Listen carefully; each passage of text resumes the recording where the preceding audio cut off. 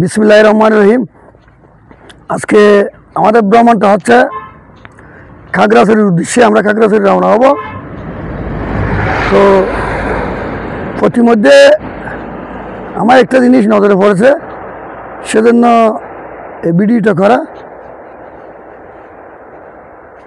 সেটা হচ্ছে আনারস বাগান। দেখেন, আমি দেখাচ্ছি।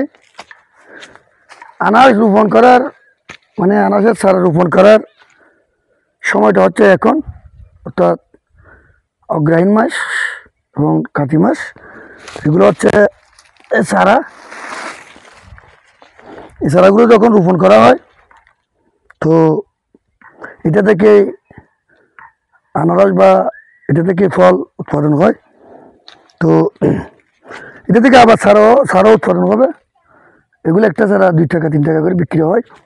দিয়ে আসো, এই আসো আসো।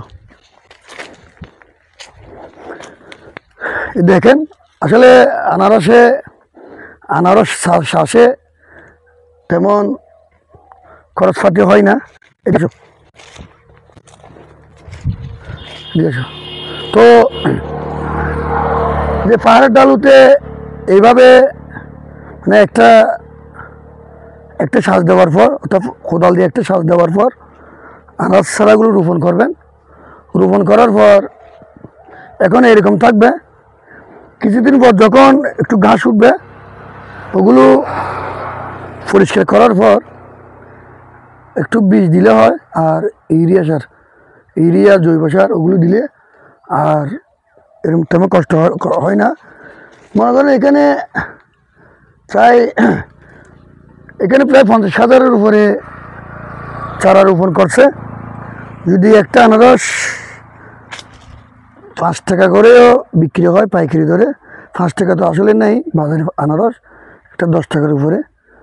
10 টাকা না, আমি ওই দিন কিনছি কলেজ গেট থেকে, প্রায় একটা আনারস কি 70 টাকা করে।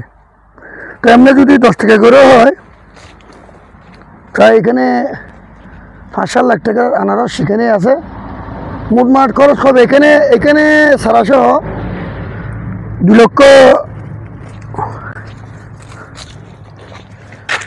লাখ টাকা খরচ হয়েছে আমার জানা মতে।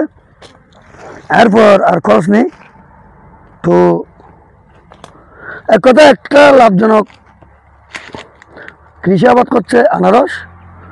আমরাও পাহাড়ি মানুষ, আমাদের বসবাসটা হচ্ছে পাহাড়ে, অর্থাৎ চট্টগ্রামে। আমাদের চট্টগ্রামে অনেক ছোট ছোট টিলা আছে। এখানে আনারস চাষ করার খুবই উপযোগী মাটি আছে। এই মাটিগুলো আনারস চাষের জন্য খুবই উপযোগী। তো আমি মনে করি যাই হোক, আজকে এই পর্যন্ত। আগামীতে আরেকটা ভিডিও নিয়ে বসলাম।